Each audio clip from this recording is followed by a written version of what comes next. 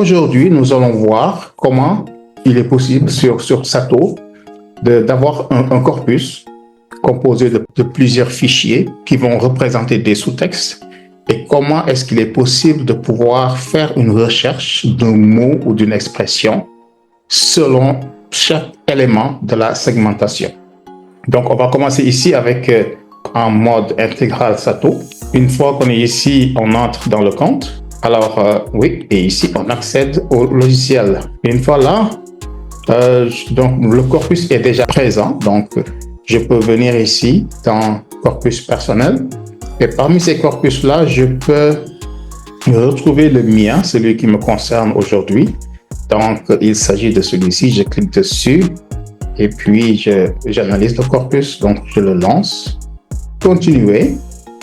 Alors, donc, nous en sommes ici. Alors, une fois qu'on est là, je viens dans Analyseur. Donc, à partir de là, je vais dans la partie segmentation. Alors, quand j'entre dans la partie segmentation, il me demande comment est-ce que je veux segmenter mon corpus. Alors, le corpus à la base, je n'avais pas voulu qu'il soit très lourd. Donc, j'avais créé des documents, des fichiers séparés et avec en tête que chaque fichier puisse devenir un élément de segmentation. Donc, je vais pas appliquer la segmentation selon des délimiteurs. Je vais pas le faire selon le nombre de pages, ni selon un nombre de mots. Je vais le faire selon les documents parce que j'avais déjà choisi 30 documents qui composent mon corpus. Donc, c'est cela que je vais faire. Alors, donc, j'ai choisi donc segmentation document et là, je le soumets. Une fois que je le soumets, on voit que le logiciel a bien repéré une trentaine de documents, donc une trentaine de sous-corpus. Donc, à partir de là, je vais venir ici, donc dans le comptage. Donc, quand je viens dans le comptage, donc, il nous demande d'appliquer. Donc, quand on va essayer d'appliquer ce qu'on cherche, qu'est-ce qu'on cherche parmi toutes ces valeurs? Pour l'instant, on va dire que nous cherchons la fréquence. Donc, il est là, je le soumets. Et une fois soumis, donc ici, quand je demande un élément, il peut me donner beaucoup de choses, beaucoup d'indices et le résultat peut ne pas être ce que je souhaite. Donc, il est souhaitable de lui demander de présenter des mots dont les occurrences ou la fréquence d'apparition seraient pertinentes. Supposons par exemple, avec l'exemple que nous avons ici, de lui dire que nous voulons des mots dont la fréquence est supérieure à 5. Donc, est supérieure à 5. Et ici, fréquence donc supérieure à 5. Okay. Alors, et puis, que ça puisse être, disons, affiché sous format XML et que ce soit appliqué aux 30 joules. Donc, quand on fait comme ça, on va accepter. Là, il a déjà fait son comptage. Maintenant, on va dans l'extraction.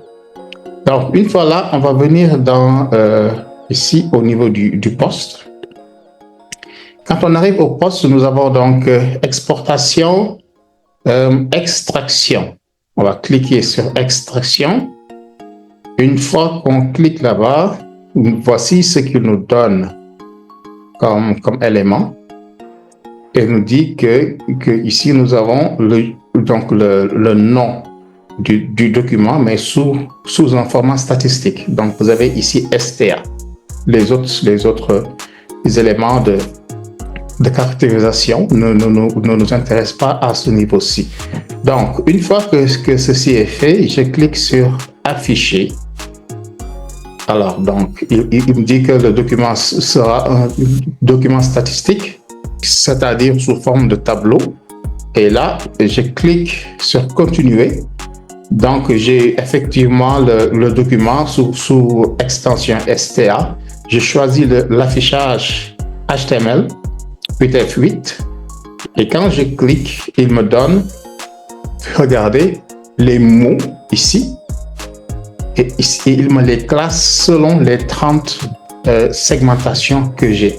Ce qui veut dire que si j'avais, par exemple, le cas d'un collègue qui est en train de travailler sur des textes de personnalités, supposons que vous en avez 3, moi ici j'en ai 30, ce qui fait que c'est un peu difficile à gérer, mais supposons qu'on a 5 personnalités politiques qui dans leur carrière ont émis des discours et qu'on voudrait comparer certains mots, certaines expressions selon leur fréquence d'apparition dans les discours. Donc, il est possible ici de pouvoir le voir de cette manière-là.